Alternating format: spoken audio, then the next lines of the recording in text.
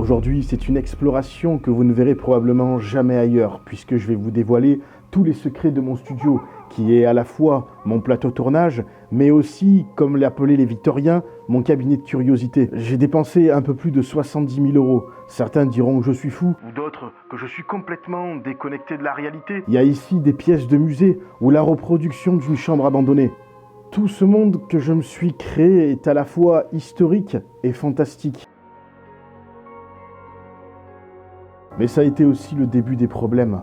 J'ai accumulé une telle quantité de collections d'objets que des choses ont commencé à se passer, comme mes caméras de sécurité qui se déclenchaient toutes seules à 3 h du matin, alors qu'elles sont censées se déclencher uniquement au mouvement humain. C'est flippant. À tout instant, j'ai une poupée qui me passe entre les jambes. Vous le savez, on dit que les esprits peuvent être rattachés à un objet. Pour le moment, j'ai pas vraiment d'explication sur ce qui se passe. De toute manière, je ne vis pas ici. Donc ce qui s'y passe la nuit, et surtout je sais pas comment je pourrais dormir avec tout ce qu'il y a sur le lit. Qu'est-ce que tu regardes? Le moisi, c'est de l'acrylique que j'ai posé au pinceau. Et le plus rigolo, c'est que je suis que locataire ici. Donc juste là, on a la partie où je tourne mes vidéos, notamment les épisodes de Disparition Inexpliquée, avec ce fond qui est juste là. Tout est modulable, je peux enlever la caisse, mettre autre chose. Juste au-dessus, donc, j'avais installé ces mousses pour le côté acoustique. J'ai tapissé le plafond et mis du linéo au sol. Juste là, j'ai un lustre montgolfière tout en cristal, avec encore une fois, juste au-dessus, de la moisissure. Alors ça, c'est une pièce extrêmement rare que j'ai eu la chance de pouvoir acheter dans une galerie d'art à Paris. C'est un memento mori de 1860. J'ai adoré la symbolique qu'il y a derrière ce buste. Effectivement, s'ils sont rares, c'est qu'ils ont presque tous été détruits, notamment dû à une mauvaise interprétation du message délivré. Quand on le regarde, c'est vrai qu'on pourrait croire qu'il est issu d'un culte satanique. Mais en réalité, ce buste avait pour vocation de rappeler quotidiennement à son propriétaire, le plus souvent des seigneurs, que c'est un simple mortel, et cela malgré ses richesses et son pouvoir. Memento mori, ça signifie « souviens-toi que tu vas mourir ». Tu as beau être un roi ou être riche, tu finiras comme tous les autres. C'est une pièce de musée donc, qui a été signée par l'artiste italien Luigi Toselli. Ça a été repris d'un buste déjà existant qui est au Louvre, le buste de Vauban.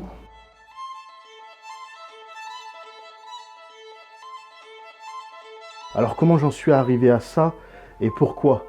C'est en explorant une petite maison abandonnée, je me souviens, j'ai trouvé cette collection vraiment bizarre. Il y avait des bocaux avec des animaux dans le formol. J'étais partagé entre de la tristesse et de la fascination. Je sais pas où j'ai mis les pieds, mais j'aime pas du tout cette maison, vraiment. Il y a des animaux morts de partout. De la fascination dans le sens où je voulais savoir le but de cette collection. Pourquoi ? Je comprends pas trop ce qu'ils faisaient ici, franchement, mais... Déjà, d'être seul, c'est sous pression. Oh, mais c'est quoi ça ?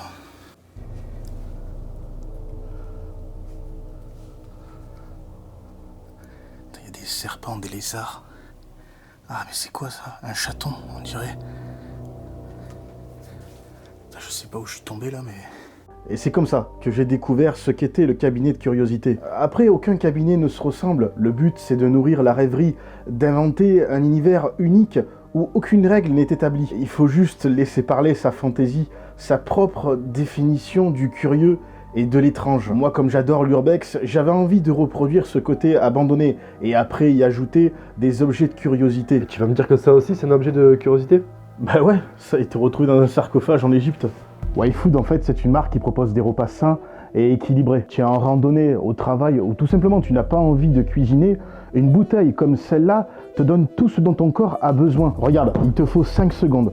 Tu secoues, tu ouvres, et hop. En plus, c'est super bon. Là, j'ai pris chocolat.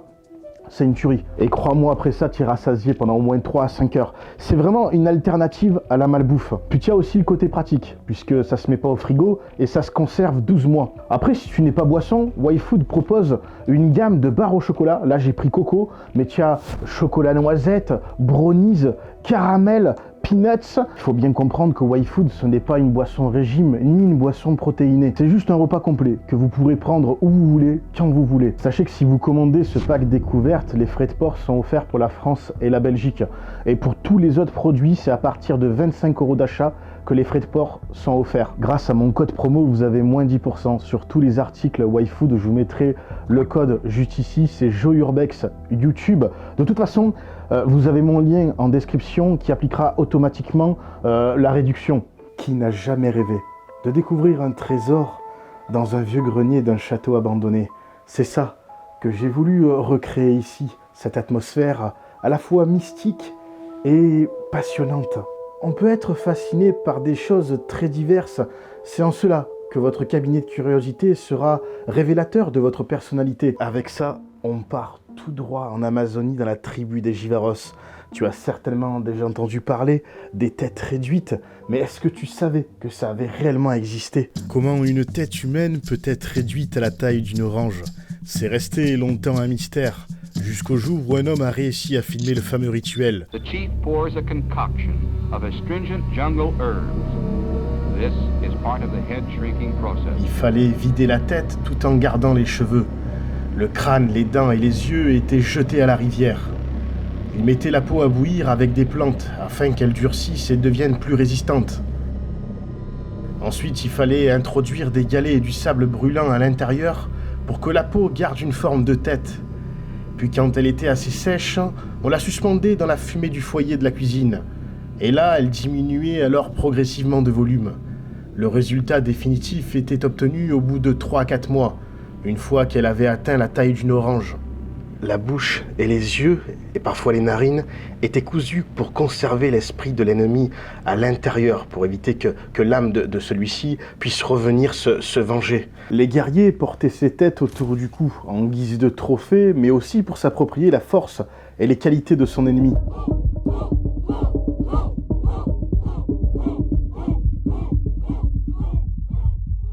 Objet de fascination et de fantasme, les têtes réduites resteront un incontournable des cabinets de curiosité. Elles sont très recherchées par les collectionneurs et font l'objet d'un commerce international, le plus souvent illégal. On estime qu'aujourd'hui, 80% des têtes réduites sont d'origine frauduleuse. Il y a eu un véritable trafic il y a quelques années, des contrefaçons fabriquées avec des têtes d'animaux comme des paresseux. En Colombie, même, des employés de morgue se sont adonnés à la pratique avec des corps qu'on leur avait confiés. En tout cas, je vous rassure, les miennes ne sont que des répliques en cuir. Tenez, quand je vous dis que j'ai des objets un peu farfelus disséminés de partout dans cette pièce, regardez, ne me demandez pas pourquoi j'ai acheté ça. C'est le dernier excrément d'Abraham Lincoln. Je tiens entre mes mains une partie de l'histoire américaine. Il y a le petit papier qui va avec. C'est gênant. Alors pour répondre à la question, lécher de la moisissure, ça fait quoi? C'est bien entendu nocif, ne le faites surtout pas, là c'était de la peinture. C'est vrai que j'en parle pas assez souvent en exploration parce que je n'y pense pas, mais évitez de toucher ou même respirer. Il y a des champignons comme le Stachybotrys qui sont extrêmement dangereux pour la santé. C'était la minute prévention. Toujours est-il, j'espère que le propriétaire ne tombera pas sur la vidéo. Si je devais avoir un objet de curiosité que je préfère ici, sans aucun doute, c'est la chimère.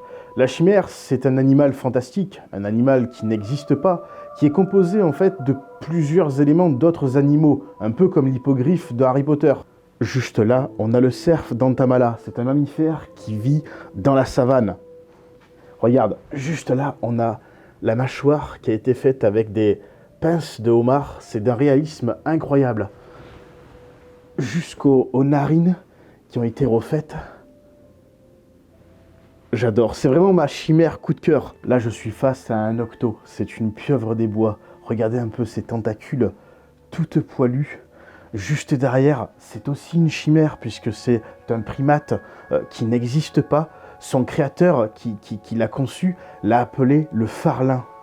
La sirène de Fidji est elle aussi une chimère, puisque c'est le mélange d'un poisson et d'un buste et de la tête d'un singe. Le cabinet de curiosité, c'est pas moi qui l'ai inventé. Ces collections étaient très répandues autrefois. On y exposait fièrement des ouvrages sur un monde parallèle, des crânes humains, des animaux empaillés. Tous ces objets curieux étaient ramenés des 4 coins du monde par des explorateurs comme Christophe Colomb. Des expéditions financées par des familles bourgeoises ou des rois. À chaque nouveau pays, de nouveaux objets, qui étaient par la suite exposés avec fierté dans une pièce. C'était un symbole de pouvoir que seuls les riches pouvaient s'offrir. Aujourd'hui, les cabinets de curiosité sont devenus les musées que l'on connaît aujourd'hui. De cette chambre va naître énormément de projets que pour le moment je garde secrets. Je vais pas pouvoir vous raconter l'histoire de tout ce qu'il y a ici, il y en aurait pour des heures et c'est pas le but. En plus de ça, c'est déjà ce que je fais sur Facebook. Bon, nous revoilà dans la partie studio. Je vous ai pas montré les ordinateurs sur lesquels je monte du coup mes vidéos. J'ai le principal, donc la tour, et celui-ci, donc c'est un Alienware que je prends donc pour les voyages. Juste ici, on a le petit fripé, la mascotte du studio. Alors, pour la petite anecdote, à la base, il s'appelait Salem. D'ailleurs, c'est ce qui est écrit sur son carnet de santé. Oh. Et finalement, j'ai fini par l'appeler fripé. Hein. Donc, juste ici, j'ai toutes les affaires pour mes explorations, mes voyages, mes caméras, mes stabilisateurs. Il y a absolument tout. Tout est rangé. Les batteries, les fumigènes, drone, GoPro. Là, j'ai mon petit détecteur EMF. Juste au-dessus, on a le drone sous-marin que vous retrouverez d'ailleurs bientôt dans une nouvelle vidéo.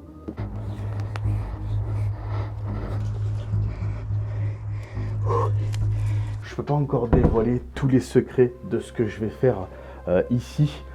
Vous le verrez de toute manière très bientôt, notamment sur ma page Facebook. Écoutez, je pense avoir fait le tour globalement de mon studio. J'espère que ça vous aura plu. Comme d'habitude, si vous êtes resté jusqu'à la fin, mettez-moi en commentaire Chimère. Nous, on se retrouve très bientôt pour une véritable exploration ce coup-ci. Bonne année. Ciao, ciao.